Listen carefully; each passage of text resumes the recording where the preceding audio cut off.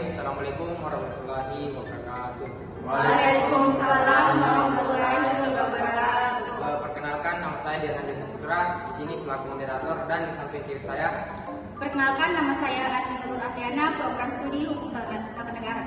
Perkenalkan, nama saya Nurul Saja Syifa, program studi Ekonomi Syariah. Perkenalkan, nama saya Nur Aulia, program studi Pendidikan Negara Islam.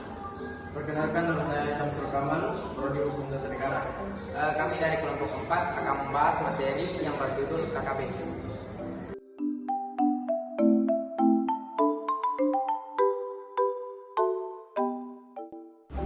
Baik, sebelumnya saya akan menjelaskan sedikit mengenai pengertian bela negara. Bela negara merupakan sikap dan perilaku setiap warga negara yang dijiwai oleh kecintaannya terhadap Negara Kesatuan Republik Indonesia berdasarkan Pancasila dan Undang-Undang Dasar 1945 dalam menjalin kelangsungan hidup bangsa dan negara yang seutuhnya dengan tujuan mempertahankan negara Indonesia dari berbagai ancaman dan serangan. Terkait dengan ancaman tersebut seperti adanya KKB yang merupakan ancaman militer yang melibatkan kekuatan senjata. Saya akan menjelaskan sedikit mengenai pengertian KKB.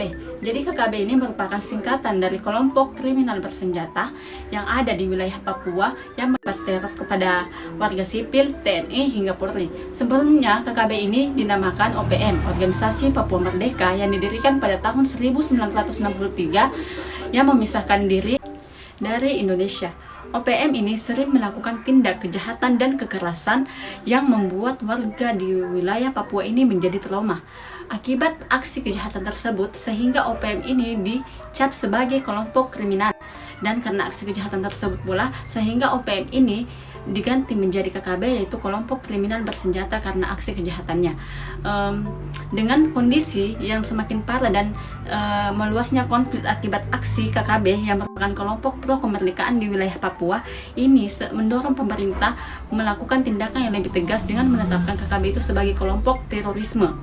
Karena KKB sering melakukan kekerasan secara masif, bahkan sampai sekarang KKB masih menebar teror, dilengkapi dengan persenjataan yang lengkap.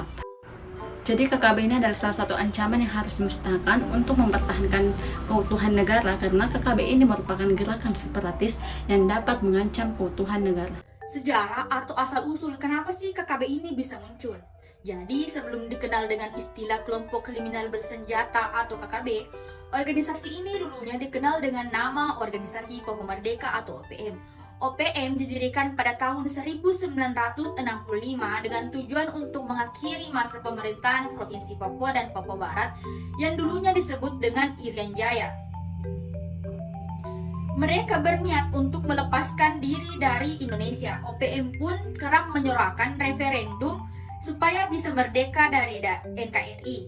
Dalam memperjuangkan keinginan kelompok, mereka beberapa kali melakukan gerakan kriminal yang memakan korban jiwa. Oleh sebab itu, pemerintah kemudian berinisiatif untuk membuat otonomi khusus Papua, di mana anggaran tersebut disalahgunakan, yang hanya digunakan oleh golongan elit saja, tidak sampai ke masyarakat luas, sehingga memicu gerakan masif dari OPM dengan melakukan berbagai tindakan kejahatan. Oleh karena itu, istilah OPM kemudian diganti dengan nama Kelompok Kriminal Bersenjata atau KKB. Apabila ada satu kelompok kriminal bersenjata Papua yang tertangkap, mereka langsung ditahan karena alasan kriminalitas. Sehingga pada akhirnya pengamat intelijen dan keamanan Stanislaus Rianta menyatakan melihat dasar pemerintah melakukan penetapan kelompok kriminal bersenjata KKB sebagai kelompok separatis teroris atau KST adalah sesuai dengan definisi terorisme di Undang-Undang Nomor 5 Tahun 2018, yang dimana dari definisi kelompok tersebut Stanislaus menilai KKB memenuhi unsur dan disebut sebagai kelompok teroris karena tujuannya adalah untuk memisahkan diri dari NKRI atau separatisme, maka sangat tepat sebutan kelompok separatis teroris tersebut, di mana KKB dimasukkan ke dalam teroris, yaitu pada tahun 2021. Tujuan KKB. Tujuan utama KKB adalah memisahkan diri dari NKRI. Kelompok ini dianggap sebagai gerakan separatis yang dapat mengancam keutuhan negara. Tujuan KKB adalah mewujudkan kemerdekaan bagi provinsi tersebut yang menerima tuduhan pengkhianatan, dan KKB juga menempuh jalur diplomatik yang melakukan pengibaran bendera bintang kejora dan aksi terorisme sebagai bagian konflik.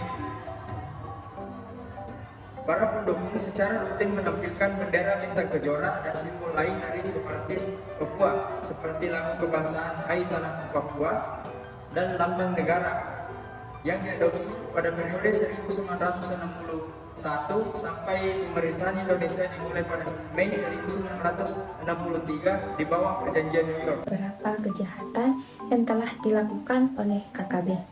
Yang pertama, pada tanggal 14 Februari 1986, KKB memotong jalur pipa, suri, dan bahan bakar dengan gergaji, membakar pagar jalur pipa, serta menembak polisi yang mencoba mendekati tempat kejadian.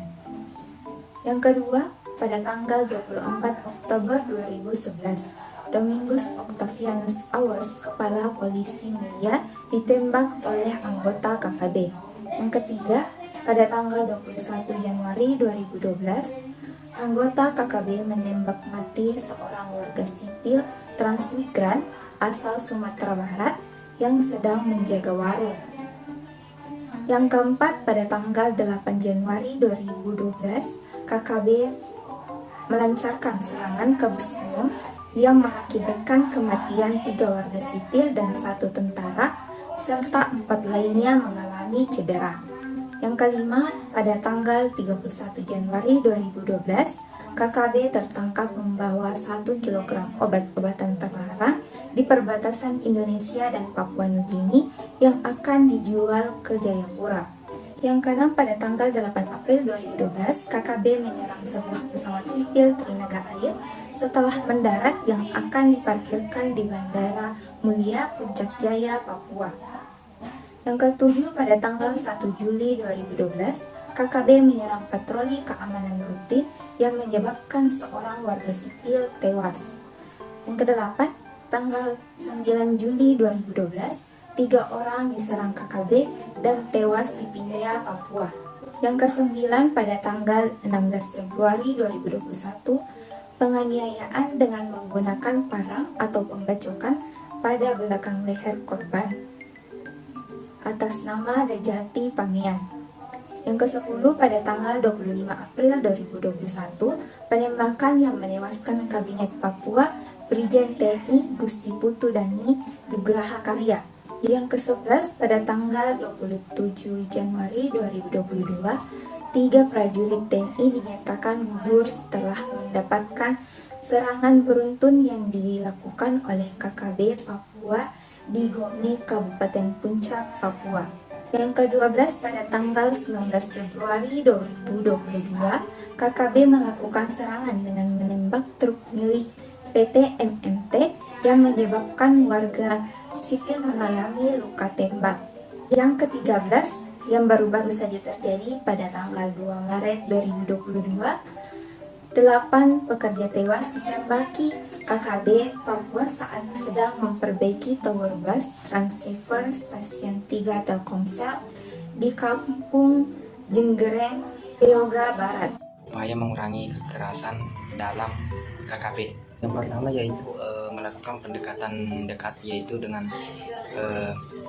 menghargai kebudayaan yang ada di Papua serta mengakui bahwa Papua adalah bagian dari Negara Kesatuan Republik Indonesia atau bagian dari Republik Indonesia. Maka dengan ini Papua itu merasa dihargai serta ia itu merasa bahwa ia itu dianggap, ia itu dihargai. Kemudian yang kedua yaitu merangkul orang-orang yang ditakuti di Papua. Kemudian orang-orang inilah yang akan mendekati KKB ini untuk mencari tahu rencana selanjutnya sehingga diberitahu pada TNI Polri, sehingga TNI Polri itu melakukan kesiapan dini untuk melawan KKB ini sehingga mengurangi korban dari TNI maupun Polri. Beberapa cara untuk mengurangi kekerasan atau melawan KKB di Papua ini, karena sampai sekarang KKB itu belum bisa dimusnahkan karena ya, tidak harus dimusnahkan, kita harus merangkul mereka untuk bisa menyatu bersama.